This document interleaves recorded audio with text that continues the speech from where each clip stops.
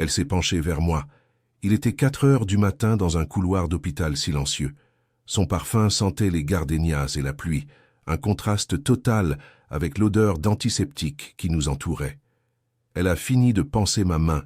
Son pouce a effleuré ma paume juste une seconde de trop. Et puis elle a murmuré si bas que j'ai à peine entendu « Vous n'êtes pas marié, n'est-ce pas? Il me faudrait votre numéro. » Mon cœur s'est emballé. Je pensais que c'était pour une chose, mais j'avais complètement tort. Si vous regardez cette vidéo en ce moment, dites-moi de quelle ville vous venez dans les commentaires, parce que je ne sais toujours pas si ce que nous avons fait était mal. Mon univers, à cette époque, était un long couloir éclairé au néon à 3 heures du matin. Le seul son était le grincement d'une des roues de mon brancard, une plainte métallique qui me suivait comme une ombre. J'étais brancardier, un fantôme en blouse blanche qui poussait des lits à travers les entrailles silencieuses d'un hôpital public parisien. Les nuits se ressemblaient toutes, un cycle sans fin de visages endormis, de bips de machines lointains et de sols en linoléum si polis qu'ils reflétaient les lumières du plafond comme une eau stagnante. Je me sentais plus comme un meuble qu'un homme, une partie du décor silencieux de l'hôpital. Quelqu'un qu'on voit sans jamais vraiment regarder. C'était un travail, pas une vie, et la solitude de ces heures mortes était une sorte de poids constant sur mes épaules, une fatigue qui allait bien au-delà du simple manque de sommeil. La pression était silencieuse, mais elle était là. Dans le solde de mon compte en banque qui fondait toujours trop vite, dans le loyer de mon petit studio qui semblait de plus en plus lourd chaque mois. Mais surtout, elle était dans le regard que j'évitais dans le miroir le matin. J'avais 28 ans. J'avais abandonné la fac 5 ans plus tôt, une décision prise dans un brouillard de confusion et de doute, et depuis je dérivais. Ce travail de nuit était censé être temporaire, une pause pour réfléchir. Mais les mois s'étaient transformés en années. Chaque bip des moniteurs cardiaques semblait scander le rythme de mon propre potentiel gaspillé. Mes collègues étaient de bons gars, mais nos conversations tournaient autour du foot et des week-ends. Personne ne parlait de rêves abandonnés, c'était une règle tacite. Nous étions là pour faire le travail, pas pour nous souvenir de ce que nous aurions pu être. Et puis, il y avait elle, Caroline Moreau, l'infirmière-chef du service de nuit. Je l'avais vue des dizaines de fois, mais toujours de loin. Elle ne marchait pas, elle glissait. Il y avait en elle une grâce, un calme posé qui détonnait complètement avec l'urgence feutrée de l'hôpital. Elle était comme une peinture classique accrochée par erreur dans un entrepôt. Ses cheveux étaient toujours impeccablement attachés, sa blouse toujours parfaitement repassée. Elle avait ce regard concentré mais jamais stressé. Pour moi, elle appartenait à un autre monde. Un monde de dîners, de culture, de conversations intelligentes. Un monde qui n'avait rien à voir avec des brancards qui grincent et des distributeurs automatiques de café. Elle était une présence lointaine et intouchable, une figure d'autorité silencieuse dans le royaume de la nuit. Je ne lui avais jamais parlé directement. Je n'avais aucune raison de le faire. Cette nuit-là, la routine s'est brisée. Un petit accident stupide. Le mécanisme d'un vieux lit d'hôpital était défectueux, et en le manœuvrant dans un virage serré, un morceau de métal m'a ouvert la paume de la main. Ce n'était pas grand-chose, mais la coupure était nette et profonde. Le sang a perlé immédiatement, une goutte rouge vif sur la toile usée de mes gants de travail. J'ai juré à voix basse, plus par frustration que par douleur. C'était le genre de contretemps qui pouvait gâcher le rythme d'une nuit déjà longue. J'ai enlevé mon gant, le sang maculant ma peau sous la lumière crue des néons. Le silence du couloir semblait s'amplifier, et pour la première fois, je me sentais maladroit, vulnérable. Une petite faille dans l'armure invisible que je portais chaque nuit pour traverser mes heures de travail. Je me suis dirigé vers le poste des infirmières. Il était vide, à l'exception d'une seule silhouette penchée sur des dossiers sous la lumière d'une petite lampe de bureau. C'était elle, Caroline. La voir seule, dans ce petit cercle de lumière, la rendait soudain plus accessible, moins intimidante. Le reste du service était plongé dans la pénombre. Le son de mes pas sur le sol semblait anormalement fort. J'ai hésité un instant, ma main blessée pressée contre ma blouse. J'avais l'impression de déranger un moment privé, un rituel nocturne. Elle a levé les yeux quand je me suis approché, et son expression n'était ni agacée ni surprise. Juste une sorte de calme attentionné. « Un problème, Léo ?» a-t-elle demandé, sa voix plus douce que ce que j'avais imaginé. C'était la première fois qu'elle utilisait mon prénom. Sans un mot de plus, elle m'a fait signe d'approcher. Elle a sorti une boîte de premiers secours d'un tiroir. Ses gestes étaient précis, efficaces, mais sans la froideur clinique à laquelle je m'attendais. Elle a nettoyé la plaie avec une compresse imbibée d'antiseptique. Le contact était frais, piquant, et j'ai tressailli légèrement. Elle a murmuré un « pardon » presque inaudible. Puis, elle a pris ma main dans la sienne pour la bander. Sa peau était douce, chaude. Elle a enroulé le bandage avec une concentration totale, ses doigts effleurant les miens à chaque passage. Le monde extérieur a semblé disparaître. Il n'y avait plus que le bourdonnement des lumières, le parfum discret de sa peau et la sensation étrangement intime de son contact. Un contact professionnel, bien sûr, mais qui s'attardait juste une fraction de seconde de trop. C'était un moment de pure attention, et pour quelqu'un qui passait ses nuits à se sentir invisible, c'était totalement désarmant. Quand elle a eu fini, elle n'a pas immédiatement retiré sa main. Elle a lissé le bord du bandage avec son pouce, son regard fixé sur mon travail. La proximité était troublante. Je pouvais voir de fines lignes autour de ses yeux, la légère fatigue qui marquait son visage, malgré son calme apparent. C'est à ce moment-là qu'elle a levé les yeux vers moi. Son regard était direct, indéchiffrable. Elle s'est penchée légèrement, et c'est là que j'ai senti ce parfum, un mélange de gardénia et d'une odeur fraîche, comme la terre après une averse. Sa voix était un murmure, une confidence dans le silence de la nuit. « Vous n'êtes pas marié, n'est-ce pas ?» La question m'a pris par surprise. J'ai secoué la tête, incapable de parler. « Il me faudrait votre numéro », a-t-elle ajouté, toujours dans ce même souffle bas, presque secret. Mon cœur battait la chamade. 1 millier de scénarios se sont bousculés dans ma tête. Une femme comme elle, mariée, plus âgée, si respectable. Pourquoi voudrait-elle mon numéro ? La seule conclusion logique, la seule que mon esprit de 28 ans pouvait formuler, était qu'elle était intéressée. Le frisson de cette idée était à la fois excitant et terrifiant. J'ai sorti mon téléphone, mes doigts un peu tremblants, et lui ai dicté mon numéro. Elle l'a tapé sur son propre téléphone sans me quitter des yeux, son expression toujours aussi neutre. Puis elle a dit un simple « merci », s'est redressée et est retournée à ses dossiers comme si de rien n'était. La bulle d'intimité avait éclaté. Je suis reparti vers mon brancard, le cœur battant, le bandage blanc propre sur ma main me semblant être la preuve tangible d'un événement surréaliste. Quelques heures plus tard, mon service terminé, j'étais assis sur le bord de mon lit, dans la lumière grise de l'aube qui filtrait par la fenêtre de mon studio. Mon téléphone a vibré sur la table de chevet. C'était un numéro inconnu. Mon pouls s'est accéléré. Je l'ai ouvert, m'attendant à je ne sais pas quoi. Un message personnel, peut-être. Mais le texte était court, formel, et a fait l'effet d'une douche froide. Ici, Caroline Moreau. Je m'excuse pour l'audace, mais j'ai besoin d'un bricoleur discret pour quelques petites réparations chez moi. Je peux vous dédommager pour votre temps. J'ai relu le message 3 fois. Un bricoleur, pas un rendez-vous, pas un homme, juste une paire de mains utiles. La déception a été vive, presque embarrassante. J'avais tout imaginé. Et la réalité, comme toujours, était beaucoup plus banale, beaucoup plus pratique. Elle ne m'avait pas vu, moi. Elle avait vu une solution à un problème. J'ai accepté. Par fierté, peut-être. Ou par une curiosité stupide. Je ne voulais pas qu'elle pense que j'avais cru à autre chose, que j'étais ce genre de type. Alors, le samedi suivant, je me suis retrouvé devant une immense porte en bois sculptée dans le 7e arrondissement. L'air y était différent, plus calme, plus cher. Quand la porte s'est ouverte sur un hall d'entrée plus grand que tout mon studio, le contraste m'a frappé de plein fouet. Chez moi, tout était compact, fonctionnel, un peu usé. Ici, c'était l'espace, le silence et la lumière. Le parquet ancien craquait sous mes bottes de travail d'une manière qui semblait presque sacrilège. Le silence n'était pas vide, comme dans les couloirs de l'hôpital. Il était lourd, rempli du poids de l'histoire, des objets d'art et des vies qui s'y étaient déroulées. Je me sentais comme un intrus, un anachronisme en jean et en t-shirt dans un musée privé. Elle se tenait là dans l'embrasure d'une porte menant à un salon. Elle ne portait pas sa blouse d'infirmière, elle portait une simple blouse de soie crème et un jean bien coupé. Sans l'uniforme, elle semblait différente. Plus petite, plus douce, plus vulnérable. Ses cheveux étaient détachés, tombant sur ses épaules en vagues souples. L'autorité qu'elle dégageait à l'hôpital avait disparu, remplacée par une sorte de réserve, presque de la timidité.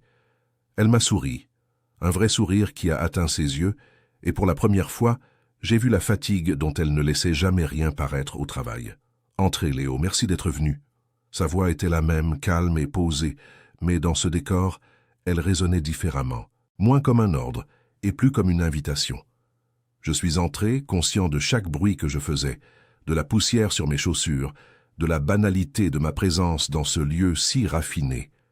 Le travail était simple, une rampe d'escalier en fer forgé, magnifique et ancienne, s'était légèrement descellée du mur. Il fallait juste resserrer quelques vis, peut-être ajouter une cheville.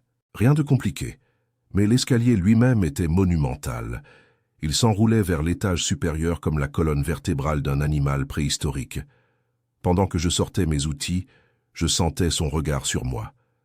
Elle ne restait pas plantée là à me surveiller, mais elle passait et repassait dans le couloir, prétextant ranger un livre ou arroser une plante. Je travaillais en silence, concentré sur le métal froid sous mes doigts, sur le grincement de la vis qui se resserrait. Le son de mes outils était la seule chose qui brisait le silence pesant de l'appartement. C'était un travail honnête, concret, et pourtant, je n'avais jamais été aussi conscient de moi-même, de mes gestes, de la façon dont je devais apparaître à ses yeux. De temps en temps, je levais les yeux et je la surprenais à me regarder. Elle détournait alors le regard, mais pas assez vite. Son expression n'était pas celle d'une cliente qui surveille un ouvrier. C'était autre chose, un mélange de curiosité et de mélancolie peut-être.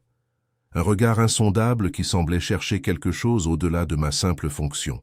Elle me regardait travailler avec une intensité qui me mettait mal à l'aise et en même temps me donnait une importance que je n'avais pas ressentie depuis des années.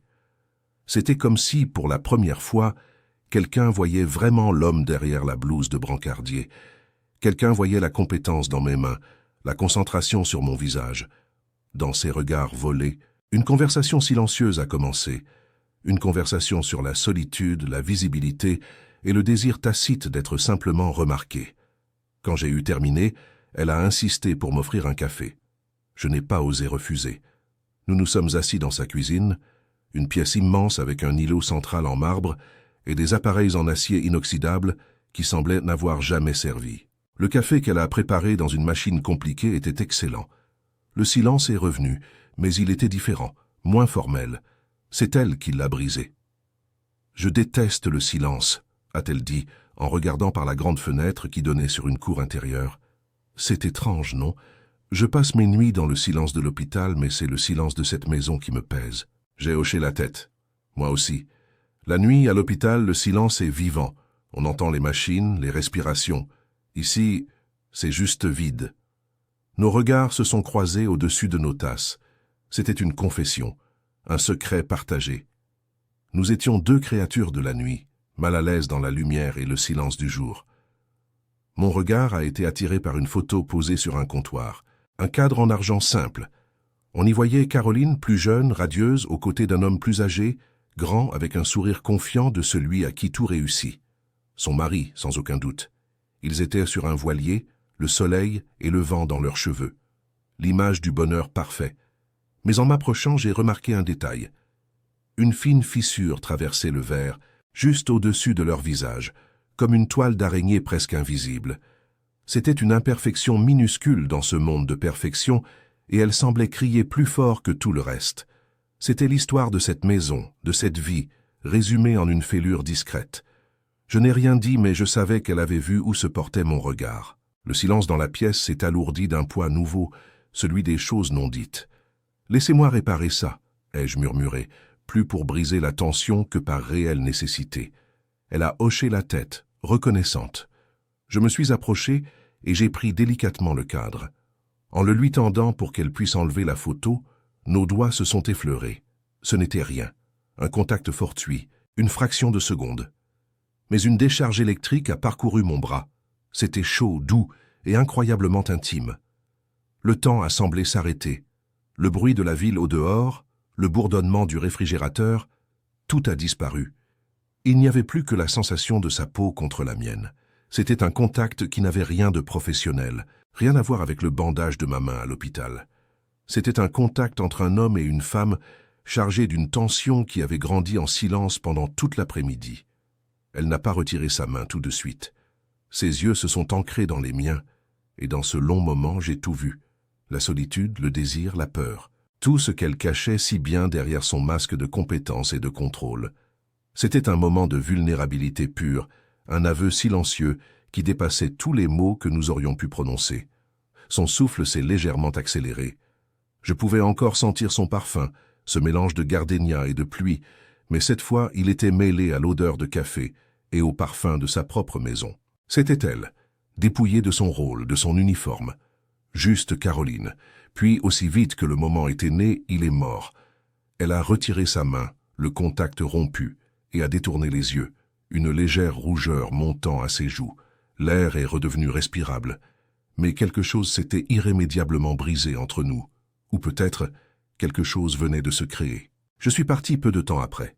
Elle m'a payé en espèces une somme bien trop généreuse que j'ai acceptée sans discuter. Sur le pas de la porte, nous n'avons échangé que quelques banalités. Mais le non-dit pesait lourdement entre nous. En descendant l'escalier monumental, la rampe solide sous ma main, je sentais encore le fantôme de son contact sur mes doigts. En marchant dans les rues chics de son quartier pour rejoindre le métro, je me sentais transformé. J'étais entré dans son monde, ne serait-ce que pour quelques heures, et j'en étais ressorti avec une certitude troublante. Une attirance magnétique, puissante et dangereuse, venait de naître. Une force que je savais au plus profond de moi, que je devais ignorer. Mais je savais aussi, avec une certitude encore plus grande, que je n'en aurais pas la force. Le lundi soir de retour à l'hôpital, l'air entre nous avait changé. Le couloir éclairé au néon semblait plus étroit, plus chargé. Quand nos chemins se sont croisés, nous avons échangé un bonsoir professionnel comme d'habitude. Mais nos regards se sont accrochés une seconde de trop. Ce n'était plus le regard d'un brancardier pour son infirmière-chef. C'était le regard d'un homme qui avait vu derrière le masque, qui avait partagé un café dans une cuisine silencieuse, et qui avait senti le frisson d'un contact accidentel. Et dans ses yeux, j'ai vu le reflet de la même chose. Nous portions tous les deux le secret de cet après-midi, un secret qui n'avait rien de répréhensible en soi, mais qui était lourd de tout ce qu'il promettait. Le silence de l'hôpital n'était plus jamais le même. Il était maintenant rempli de notre propre silence. Son message est arrivé 3 jours plus tard. Une vibration discrète sur la table de chevet qui a fait sursauter mon cœur. Le prétexte, cette fois, était une bibliothèque. Une de ces étagères en kit qu'il fallait monter. La demande était aussi banale que la première, mais le sous-entendu était un courant puissant sous la surface. Nous savions tous les deux qu'il ne s'agissait pas de l'étagère. Il s'agissait de retrouver cet espace de silence, cette bulle que nous avions créée dans sa cuisine. J'ai accepté immédiatement, sans la moindre hésitation, comme un homme qui répond à une convocation inévitable. La veille, j'ai passé un temps ridicule à nettoyer mes outils, à choisir un jean et un pull qui n'avaient pas l'air trop usés. Je me préparais comme pour un rendez-vous, et cette simple pensée était à la fois absurde et terriblement juste. Je savais que je m'approchais d'une ligne invisible, une frontière que la raison me hurlait de ne pas franchir. Mais l'idée de la revoir, d'entendre sa voix dans le calme de sa maison, était une force bien plus puissante que la peur. Je l'ai assemblée dans une pièce qui ressemblait à un bureau ou une bibliothèque privée. Des livres étaient empilés partout, du sol au plafond, leur parfum de papier vieilli et de cuir se mêlant à l'odeur de cire d'abeille du parquet. Elle était là, mais elle ne me surveillait pas. Elle flottait dans la pièce, rangeant un livre ici, dépoussiérant un cadre là. Et puis, elle a commencé à parler. Sa voix était basse comme si elle se parlait à elle-même, des fragments de phrases lancés dans le silence. Elle a mentionné un voyage en Toscane, annulé par son mari à la dernière minute. Le travail, a-t-elle simplement dit, avec un haussement d'épaules qui ne masquait rien de sa déception. Plus tard, son regard s'est posé sur une grande toile recouverte d'un drap blanc, posée contre un mur. « Je peignais avant », a-t-elle murmuré. Chaque mot était une fissure de plus dans la façade lisse de sa vie, une invitation à regarder à l'intérieur. Je n'ai rien dit. J'ai continué à visser, le bruit métallique de mes outils étant la seule réponse à la fragilité de ses confessions. C'est peut-être le calme de la pièce ou la vulnérabilité soudaine dans sa voix, mais je me suis entendu parler à mon tour. Je lui ai raconté pourquoi j'avais quitté la fac.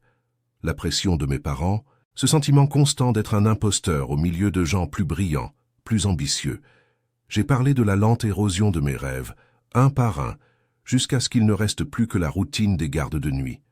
Je n'avais jamais raconté ça à personne. À mes amis, je servais des excuses vagues sur le besoin de gagner ma vie. Mais avec elle, les mots sortaient, simples, bruts, sans fioriture. Elle a arrêté ce qu'elle faisait et s'est tournée vers moi. Elle n'a offert ni pitié ni conseil. Elle a simplement écouté. Son regard était intense, plein d'une compréhension silencieuse. À cet instant, l'infirmière-chef et le brancardier ont disparu. Il n'y avait plus que 2 personnes dans une pièce silencieuse, partageant le poids de leurs vies inachevées, et je me suis senti vu comme jamais auparavant. Puis, sans un mot, elle s'est approchée d'un vieux tourne-disque posé sur une commode. J'ai observé ses doigts fins et pâles glisser délicatement un vinyle de sa pochette en carton.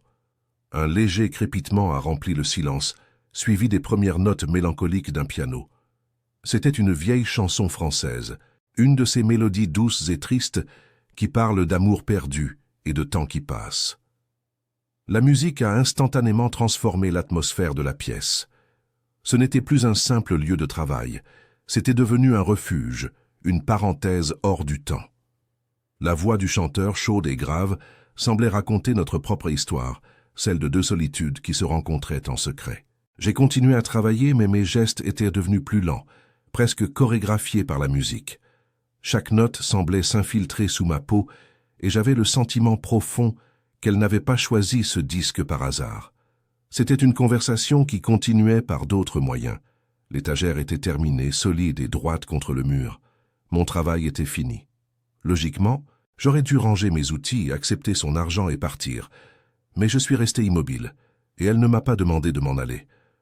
Au lieu de ça, elle est revenue avec 2 verres de vin rouge, me tendant l'un d'eux dans un geste qui était à la fois une offre et une question.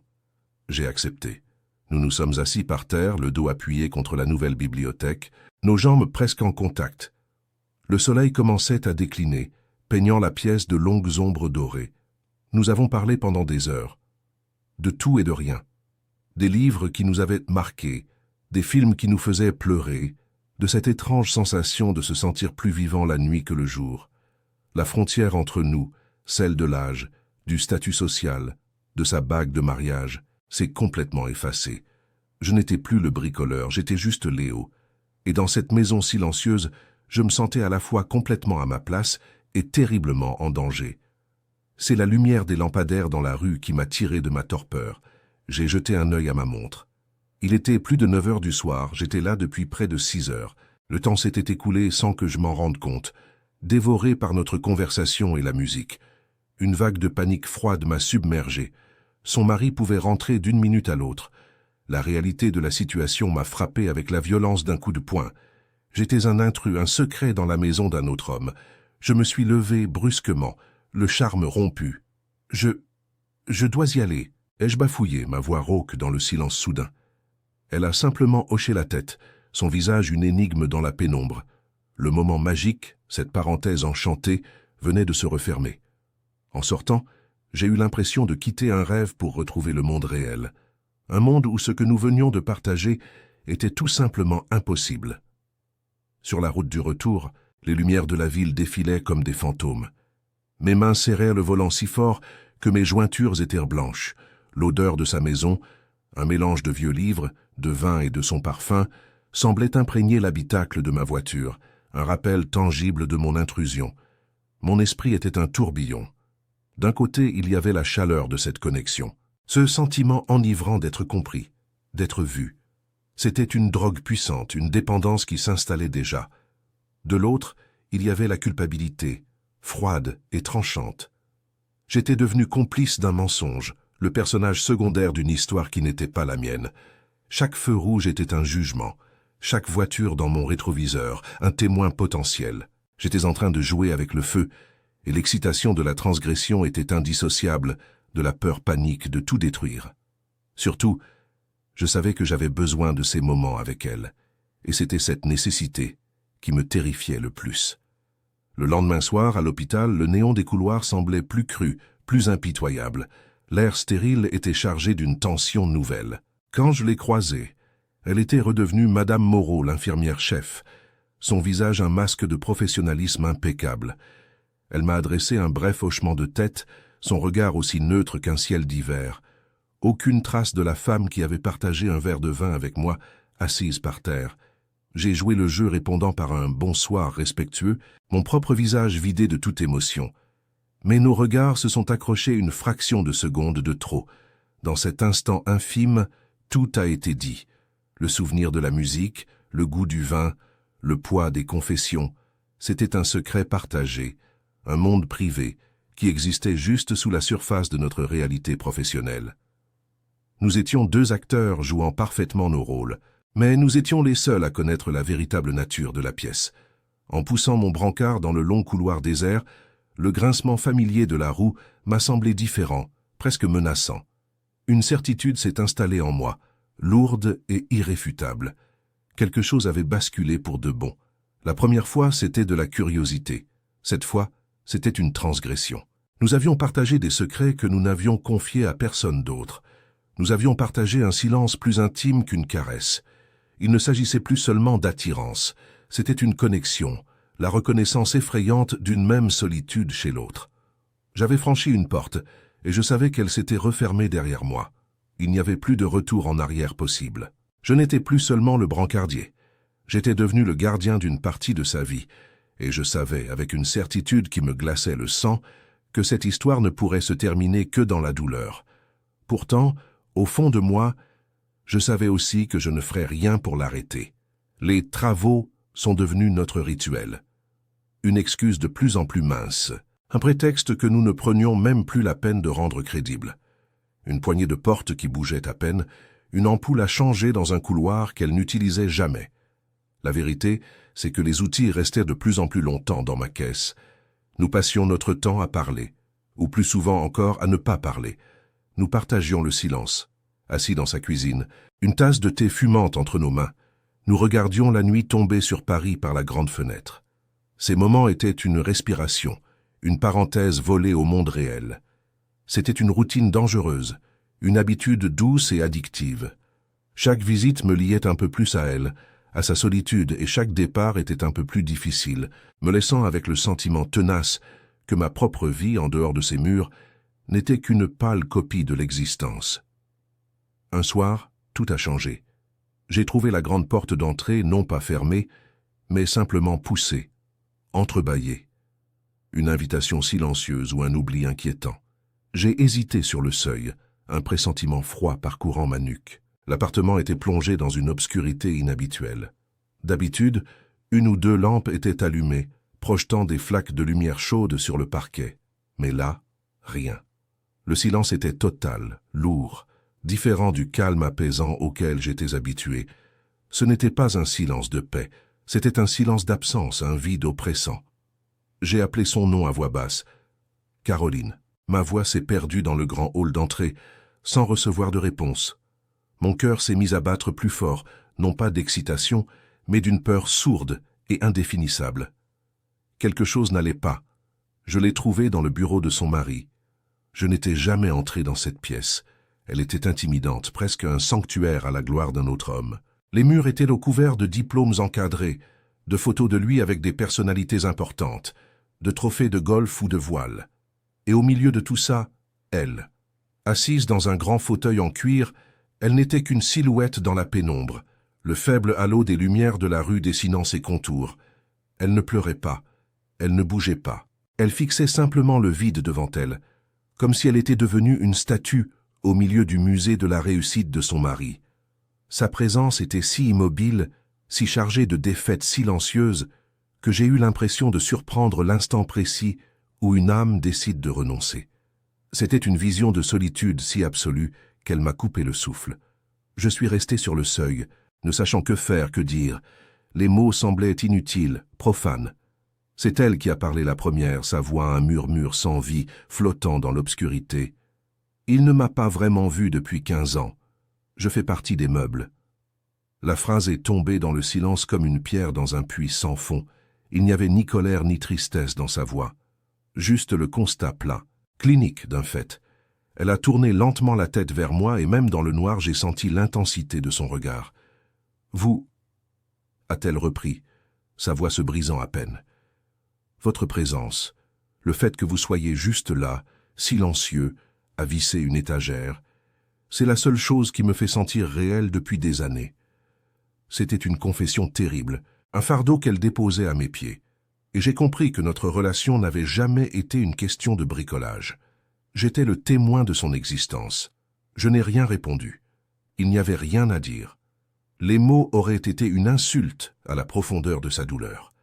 Alors j'ai fait la seule chose qui me semblait juste.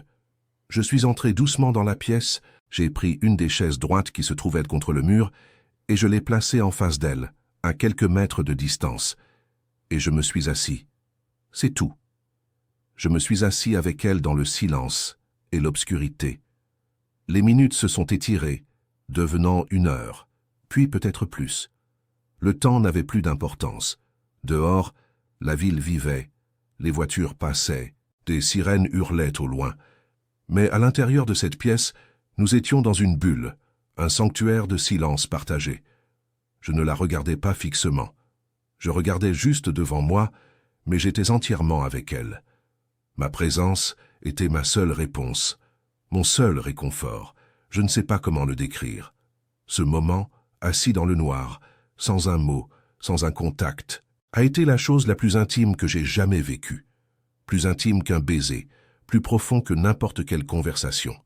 C'était une communion des solitudes. C'était la reconnaissance silencieuse que parfois la plus grande aide que l'on puisse apporter à quelqu'un n'est pas de tenter de le sauver, mais simplement de s'asseoir à ses côtés dans ses ruines, de lui montrer qu'il n'est pas seul dans son obscurité. Dans ce silence, les barrières entre nous se sont dissoutes complètement. Il n'y avait plus de brancardiers, plus d'infirmières-chefs, plus de différence d'âge ou de classe sociale. Il n'y avait que 2 personnes, respirant le même air lourd, unies par une compréhension qui n'avait pas besoin de mots pour exister.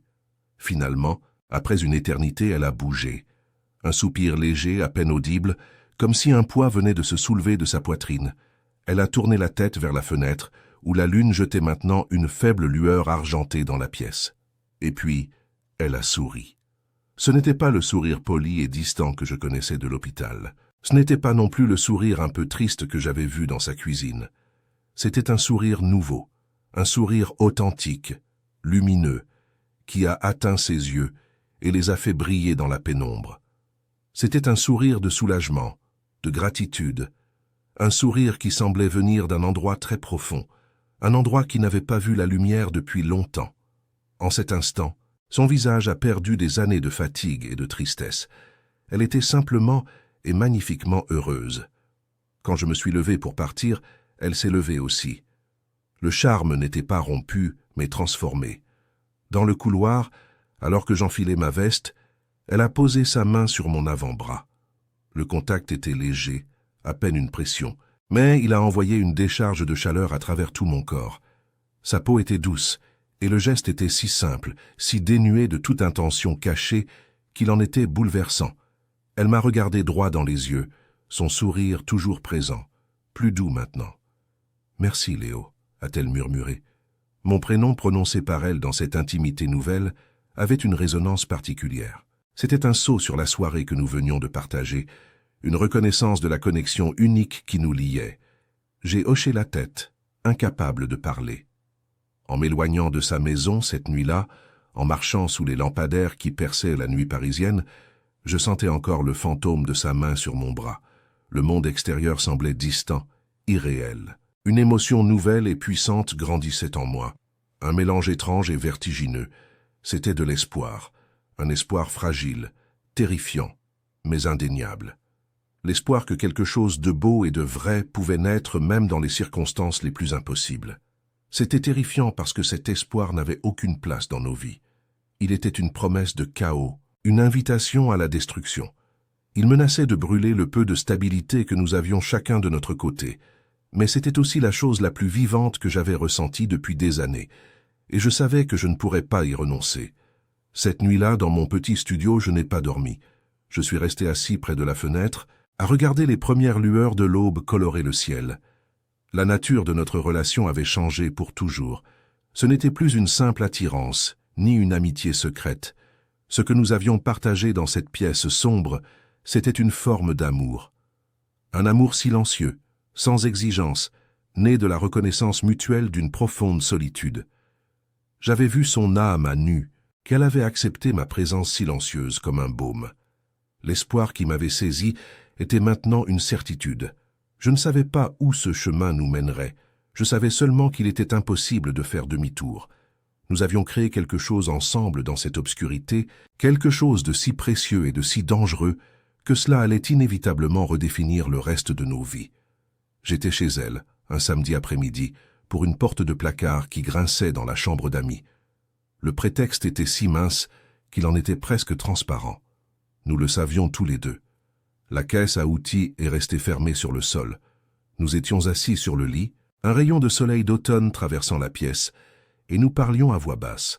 Elle me racontait un souvenir d'enfance, une histoire de vacances au bord de la mer en Bretagne, et son visage était si détendu, si jeune.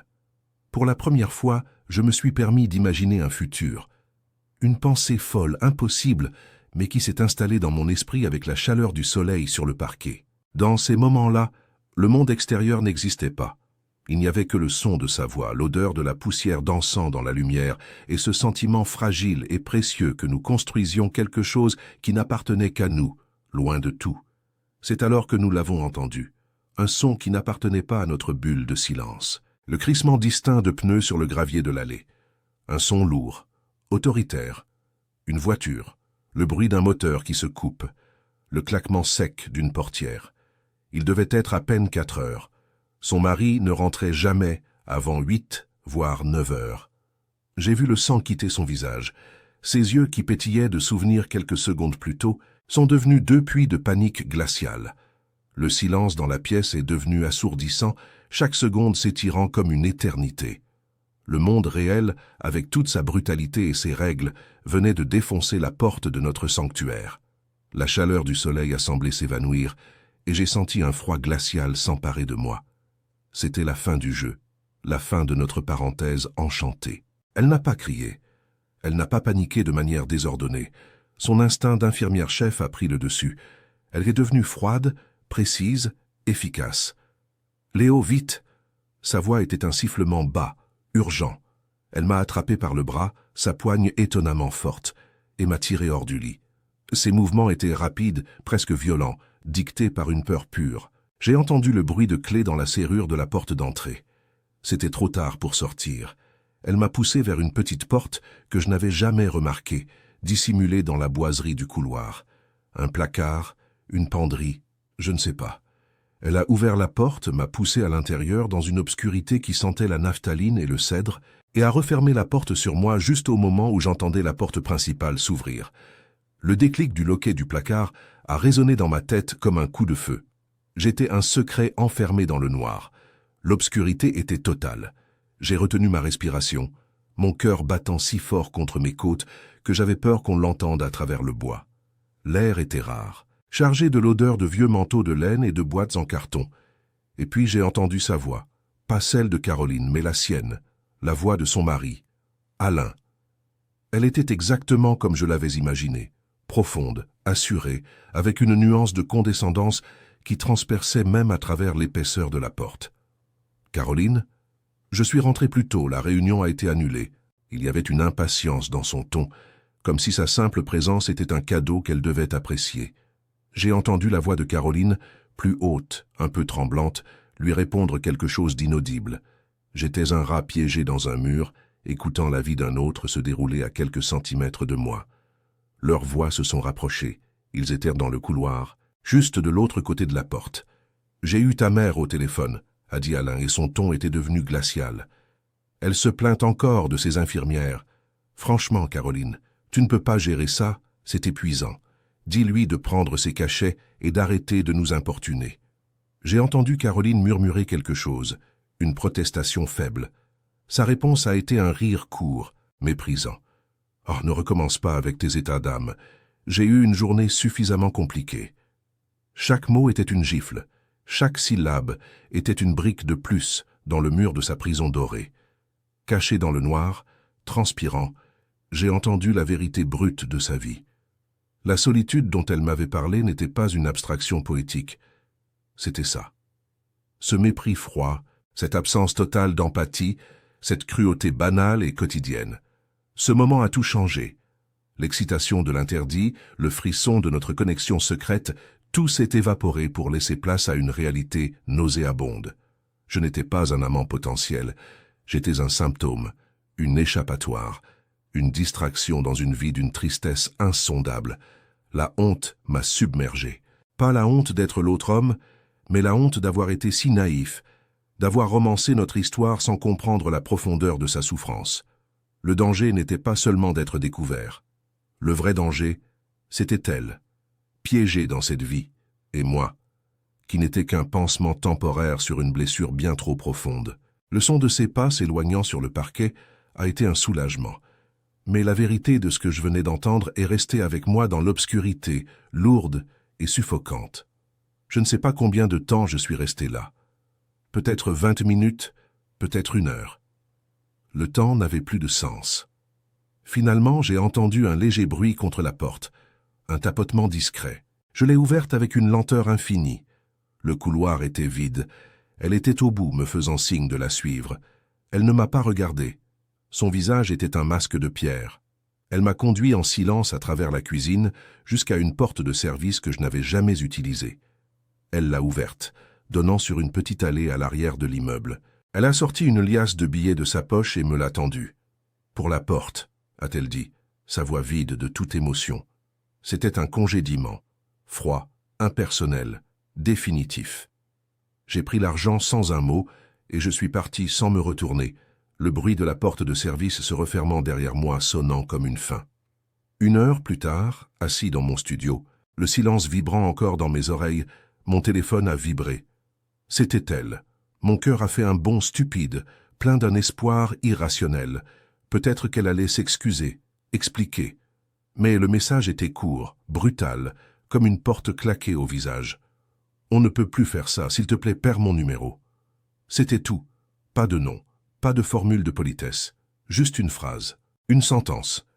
J'ai essayé de répondre, de taper quelque chose, n'importe quoi. Mais mon message n'est pas parti. J'ai réessayé. Échec de l'envoi. J'ai compris. Elle m'avait bloqué. D'un simple clic, j'avais été effacé de sa vie. Le lien qui nous unissait, qui m'avait semblé si fort et si réel, venait d'être coupé net, comme un fil que l'on tranche avec des ciseaux. Les jours suivants, à l'hôpital, ont été un supplice. Elle était là, mais elle n'y était plus. Quand nous nous croisions dans les couloirs, elle ne me voyait pas. Son regard passait à travers moi, comme si j'étais un fantôme, une partie du mur. L'infirmière-chef était de retour, plus froide et plus distante que jamais. Le masque était parfaitement en place, sans la moindre fissure. Pour tous les autres, rien n'avait changé. Mais pour moi, son indifférence était une agression. Chaque bonsoir qu'elle adressait à quelqu'un d'autre mais pas à moi était une gifle. Chaque instruction qu'elle donnait d'une voix neutre à une autre infirmière était une torture. J'étais redevenu invisible, mais c'était une invisibilité nouvelle, bien plus douloureuse que la précédente. Avant, personne ne me voyait. Maintenant, la seule personne qui m'avait vu choisissait activement de m'ignorer. Le silence qu'elle m'a imposé était la chose la plus bruyante que j'ai jamais entendue. Il remplissait mes nuits à l'hôpital, mes journées dans mon studio. C'était un silence plein de mots non dits, de questions sans réponse, de souvenirs de sa voix et de son rire dans sa cuisine ensoleillée. J'ai revécu la scène dans le placard des centaines de fois, le son de la voix de son mari gravé dans ma mémoire. J'ai compris sa peur, j'ai compris sa décision. Mais la compréhension n'a rien fait pour apaiser la douleur. L'espoir fragile que j'avais commencé à nourrir s'était transformé en une blessure ouverte et béante. J'avais goûté à quelque chose de réel, une connexion qui donnait un sens au silence. Et maintenant, il ne me restait plus que le vide. Et la certitude écrasante que j'avais tout perdu et que c'était peut-être pour de bon. Les semaines qui ont suivi ont été un long couloir sans fin, mais cette fois le néon semblait me brûler la peau. Mon corps était à l'hôpital, mais mon esprit était piégé dans ce placard sombre, rejoint en boucle la voix de son mari, le son de la porte se refermant. Le travail, qui avait été une routine anesthésiante, est devenu une torture. Chaque bip de moniteur était un reproche. Chaque sol en linoléum reflétait un fantôme. J'ai commencé à faire des erreurs, des petites choses, oublier de verrouiller une roue de brancard, prendre le mauvais couloir. Mon corps bougeait, mais je n'étais plus vraiment là. J'étais devenu une coquille vide, hanté par le souvenir d'une connexion qui m'avait fait sentir vivant et dont l'absence me laissait plus mort que jamais. La solitude n'était plus un poids familier, c'était un trou béant, une blessure qui refusait de se refermer.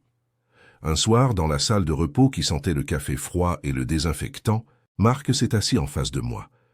Il a pris une longue gorgée de sa boisson énergisante, ses yeux me jaugeant par-dessus la canette. « T'as une sale gueule, Léo », a-t-il lâché, sans préambule. « On dirait que t'as vu un fantôme. » J'ai haussé les épaules, essayant de paraître détaché, mais son mot a touché juste.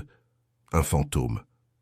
C'était exactement ça. Je vivais avec un fantôme qui portait une blouse d'infirmière impeccable et qui avait des yeux qui pouvaient vous voir jusqu'à l'âme.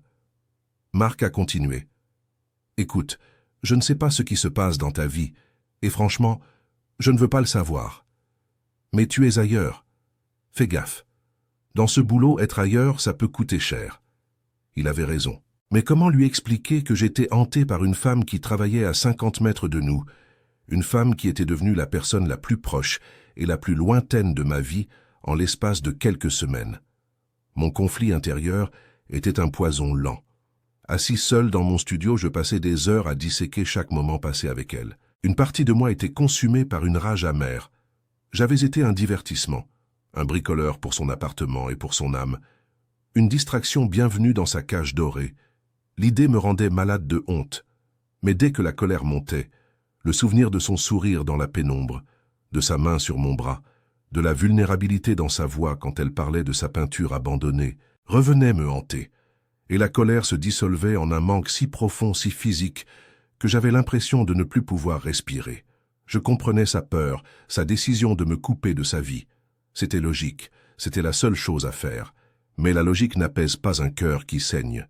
Je lui en voulais de m'avoir ouvert une porte sur un monde de sentiments que j'avais oublié pour ensuite me la claquer au nez. L'inévitable s'est produit une fin d'après-midi.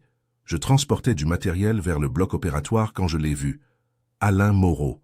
En personne.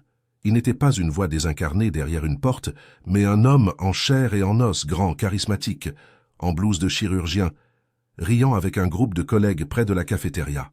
Il avait le sourire facile de ceux qui n'ont jamais douté de leur place dans le monde. En le voyant, une vague de chaleur m'a envahi. C'était un mélange toxique de rage et de honte. La rage pour la façon dont il la traitait, pour le mépris que j'avais entendu dans sa voix. Et la honte écrasante de ma propre position.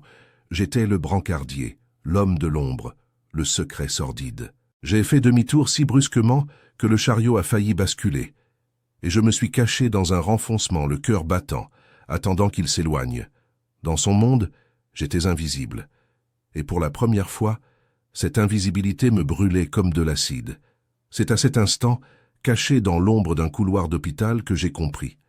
Ma présence ici était intenable. Pour elle, c'était une menace constante, un rappel tangible du risque qu'elle avait pris. Chaque fois qu'elle me croisait, elle devait ressentir cette même peur panique que j'avais vue dans ses yeux quand son mari était rentré. Pour moi, cet hôpital était devenu un champ de mines émotionnelles. Chaque couloir était une mémoire, chaque bip de machine un écho de notre histoire. Je ne pouvais pas guérir ici, je ne pouvais pas avancer. Rester, c'était m'accrocher à un espoir toxique, l'espoir insensé qu'elle change d'avis, qu'elle me regarde à nouveau. C'était un acte d'égoïsme. La seule chose digne, la seule chose que je pouvais encore faire pour elle, pour la protéger de moi, de notre souvenir, c'était de disparaître. Vraiment. La décision de démissionner a été prise dans le froid de mon studio, mais elle pesait 1 tonne. Ce travail n'était pas une carrière, mais c'était une certitude. Un salaire régulier, une routine, une structure. Quitter, c'était sauter dans le vide sans filet de sécurité. C'était retourner à la dérive, mais cette fois, avec le poids supplémentaire d'un cœur brisé. Pourtant, la douleur de rester était devenue plus grande que la peur de partir. C'était une amputation nécessaire. Pour survivre, je devais couper la partie de ma vie qui était liée à elle. C'était le dernier service que je pouvais lui rendre, le dernier travail que je pouvais faire pour elle, effacer ma propre présence de son quotidien. Un acte silencieux, un adieu qu'elle ne comprendrait jamais, mais qui était pour moi la seule preuve d'amour qui me restait à donner. Je me suis assis devant mon ordinateur portable, une page blanche ouverte. Je voulais écrire une lettre de démission. J'ai tapé « Madame la directrice des ressources humaines, Je vous informe par la présente de ma décision de quitter mon poste. » Les mots étaient ridicules.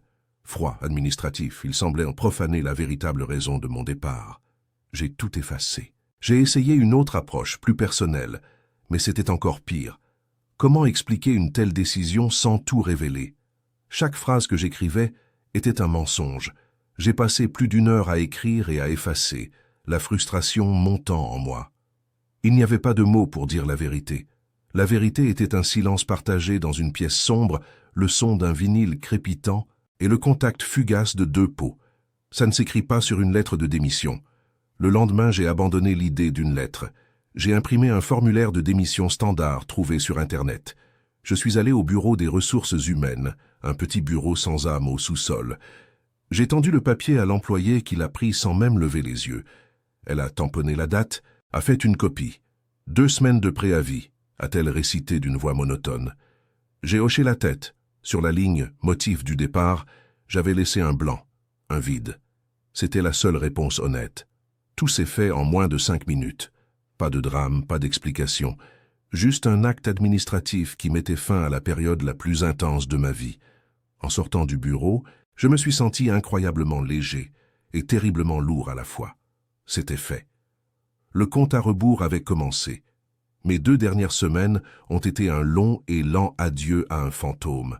Chaque nuit, je m'attendais à la voir, à croiser son regard une dernière fois. J'avais des scénarios en tête. Un simple hochement de tête, un regard qui dirait « je sais », ou même juste de l'indifférence. Mais je n'ai rien eu. C'était comme si l'univers conspirait pour nous maintenir séparés.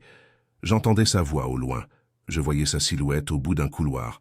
Mais nos chemins ne se sont jamais croisés. Mon dernier soir, l'hôpital était particulièrement calme. En poussant mon brancard pour la dernière fois, le grincement de la roue m'a semblé plus triste que jamais. À 7 heures du matin, j'ai rendu mon badge et je suis sorti dans l'air glacial de l'aube. Je n'ai pas regardé en arrière. Il n'y avait pas eu d'adieu. Notre histoire avait commencé par un murmure dans le silence, et elle s'est terminée de la même manière, par un silence absolu. 3 mois ont passé, un automne entier, puis le début d'un hiver froid et humide. J'avais trouvé un autre travail, à l'opposé de ce que je faisais avant. Je travaillais pour une petite entreprise de paysagisme dans la banlieue parisienne. Le travail était physique, épuisant. Je passais mes journées à l'extérieur, les mains dans la terre froide, à tailler des haies, à planter des arbres, à construire des murets en pierre. Le soir, je rentrais chez moi avec une fatigue saine, une douleur dans les muscles qui chassait les pensées. C'était une anesthésie bienvenue. J'essayais de construire une nouvelle vie, brique par brique, geste par geste. Je me forçais à ne plus penser à elle, à me convaincre que cette histoire était terminée, qu'elle n'avait été qu'une parenthèse étrange et douloureuse. Je m'étais presque convaincu que c'était vrai. Ma nouvelle routine était simple, presque monacale.